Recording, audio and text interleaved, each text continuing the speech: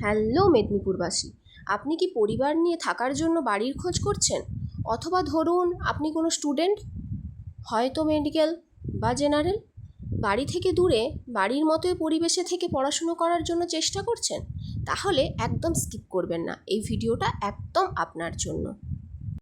চলুন তাহলে আর দেরি কিসের, লোকেশনটা জেনে নিন। মেদিনীপুরের জগন্নাথ মন্দিরের নিকট সুজাগঞ্জ এলাকার টোবাকো সেন্টারের কাছে রয়েছে এই বাড়িটি, নেয়ার গণপতি কমপ্লেক্স। বাড়িটির গ্রাউন্ড ফ্লোরটি এই মুহূর্তে ভাড়া দেওয়ার জন্য একদম রেডি।